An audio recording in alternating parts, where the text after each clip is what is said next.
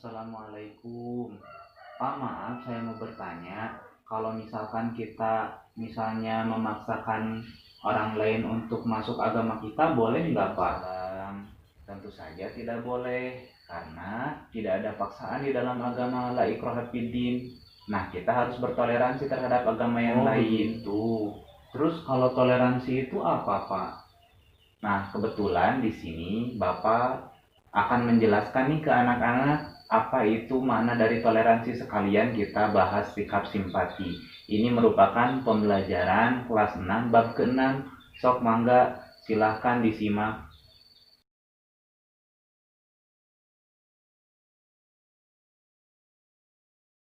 Assalamualaikum warahmatullahi wabarakatuh. Alhamdulillahirrabbilalamin. Wabihi nasta'in wa ala umuri dunya wadin wa ala alihi wa sahbihi ajma'in.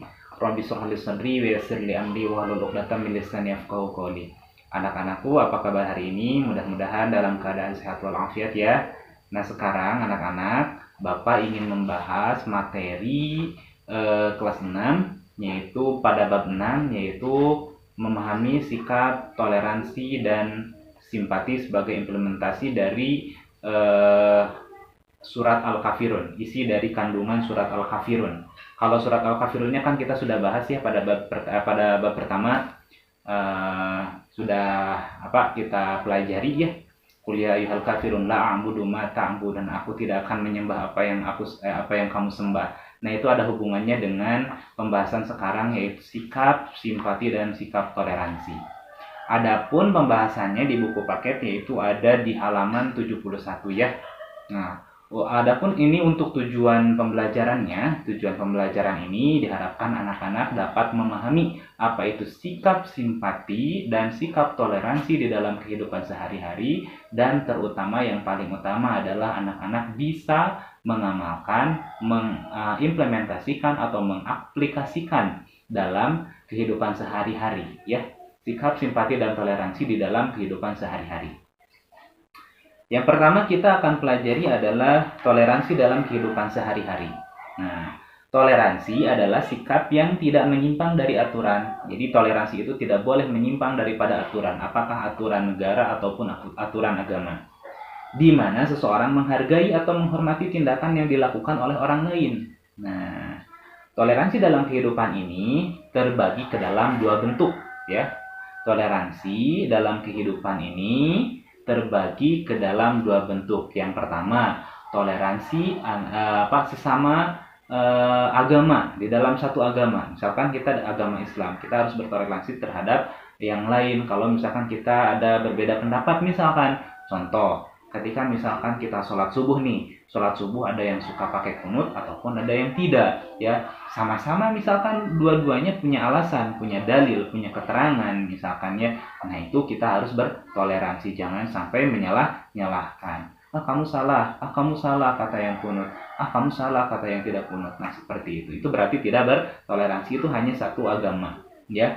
Yang kedua, ada toleransi antar umat beragama. Contohnya misalkan kita dengan orang-orang yang agama yang lain. Misalkan kita sedang melakukan sholat Idul Fitri misalkan ya. Nah, orang lain yang luar dari agama Islam, kita harus menghormati kita yang sedang beribadah. Nah, ataupun sebaliknya, orang lain misalkan ketika mereka melakukan ibadah di tempat ibadahnya masing-masing. Nah, kita pun sama harus bertoleransi ya antar umat beragama, karena di dalam agama itu tidak ada istilahnya saling memaksakan kehendak. Nah, la ikraha fiddin, kalau dalam surat Al-Baqarah ada ya, la ikraha fiddin, tidak ada paksaan bagi agama ya.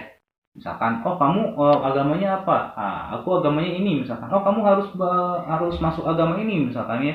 Adapun kalau misalkan kita mau menyebarkan agama Islam, itu boleh apapun misalkan kita mengajak mereka untuk masuk Islam, tetapi mereka tidak mau, nah itu terserah mereka mau masuk agama kita ataupun tidak, itu terserah mereka. Yang penting kita sudah menyampaikan mana yang hak ya, mana yang benar. Nah, itu tetapi tidak boleh memaksa.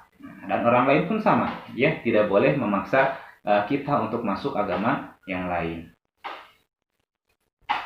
Toleransi itu tidak boleh mengorbankan keyakinan kita, karena sesuatu kebenaran, akan tetapi toleransi adalah menghargai perbedaan yang dilandasi suatu alasan. Nah, jadi toleransi itu tidak boleh sampai mengorbankan keyakinan kita. Misalkan ada orang lain misalkan sedang beribadah di gereja misalkan ya, kemudian kita toleransi nih, kita ikut ke gereja untuk mengikuti ibadah mereka. Yang tidak boleh seperti itu, karena bertoleransi. Nah, itu namanya toleransi kebablasan. Tidak boleh seperti itu. Tidak boleh melanggar aturan agama ataupun aturan hukum yang berlaku.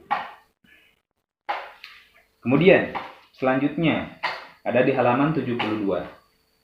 Pembiasaan sikap toleransi terhadap orang lain dapat kita lihat pada contoh-contoh berikut. Nah, ini pembiasaannya, contoh pembiasaan sikap toleransi. Yang pertama, menghargai adanya perbedaan. Nah, anak-anak, selain dari antar umat beragama, toleransi itu juga bisa terjalin ketika berbeda ras misalkan, berbeda kebudayaan misalkan, ya, berbeda negara misalkan, ya. Misalkan ada orang yang berkulit putih ataupun kulit hitam, nah harus bertoleransi, tidak boleh saling mengejek misalkan. Ataupun misalkan ada orang yang memiliki kebudayaan sesuatu kebudayaan, harus menghargai terhadap kebudayaan yang lain. Tidak boleh memaksakan bahwa kebudayaan kitalah yang lebih layak, yang lebih bagus, yang lebih baik, orang lain semuanya jelek misalkan. Nah, tidak boleh seperti itu. Menjalin persahabatan dan persaudaraan, nah tidak bermusuhan, nah itu namanya toleransi. Tidak boleh menghina agama yang lain. Nah, misalkan ada orang sekarang yang lagi booming itu misalkan menghina Nabi Muhammad, nah itu tidak boleh seperti itu, ya. Itu namanya bukan toleransi lagi. Kalau kita menghina agama yang lain berarti kita tidak bertoleransi terhadap agama yang lain. Apalagi kalau misalkan kita hina secara langsung di hadapan orang yang pemeluk agama yang lain misalkan, ya. Kita beragama Islam, orang lain ada di hadapan kita yang tidak beragama Islam, kita ledek, kita hina misalkan Tuhan mereka atau apa yang mereka sembah, nah itu tidak boleh, ya. Itu berarti tidak toleransi. Kemudian menyadari bahwa perbedaan adalah suatu hal yang pasti merupakan sunatullah. Perbedaan pasti akan selalu ada. Bahkan saudara kembar pun nih, kita punya saudara kembar nih misalkan, pasti akan ada perbedaan, ya. Ada perbedaan pendapat terutama dalam pemikiran kita, ya. Jangan memaksakan kehendak. Misalkan anak-anak ada di sekolah misalkan lagi belajar, dimintai untuk berpendapat. Kita pendapatnya seperti ini, pasti orang lain ada yang sama pendapatnya dengan kita, tapi sudah sunatullah, sudah ketetapan Allah bahwa apabila ada orang lain yang berbeda pendapat dengan kita, nah sikap kita adalah harus saling menghargai. Jangan memaksakan bahwa diri inilah yang paling benar, pendapat kita lah yang paling baik. Nah, kemudian mengedepankan sopan santun, ramah, lemah lembut dalam kehidupan bermasyarakat. Nah, santun, lemah lembut, ya. Jadi tidak sombong, ya. Menjadikan perbedaan sebagai sarana untuk berlomba-lomba mencapai kebaikan, bukan perpecahan, ya. Kalau misalkan kita berbeda agama, misalkan kemudian ada sesuatu musibah atau sesuatu musibah yang terjadi di kampung kita misalkan, ya, walaupun kita berbeda agama, maka kita bergotong royong untuk membantu orang yang terkena musibah. Nah, seperti itu. Itu adalah terjalinnya sifat daripada saling menghargai gitu, ya, toleransi, ya. Terus sikap toleransi dapat diterapkan dengan baik dan akan terwujud hal-hal sebagai berikut. Ini kalau misalkan kita sudah bertoleransi, maka hal-hal tersebut itu akan terjadi. Nah, ini manfaat berarti, ya, manfaat dari sikap toleransi. Yang pertama, suasana menjadi harmonis, hidup rukun dan tentram, ya. Kalau misalkan kita tidak bertoleransi pasti tidak akan tentram, ya. Pasti saling panas.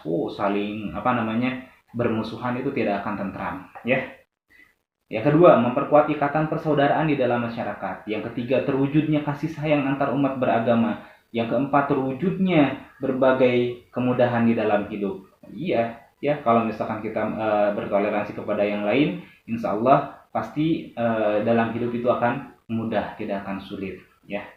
Ingat, kalau misalkan kita memiliki musuh satu itu lebih banyak daripada punya teman 1000, ya.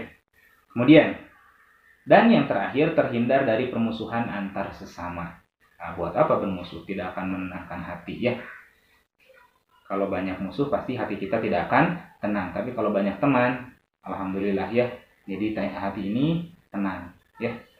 Kemudian, simpati dalam kehidupan sehari-hari. Nah, tadi toleransi, sekarang simpati. Apa itu simpati?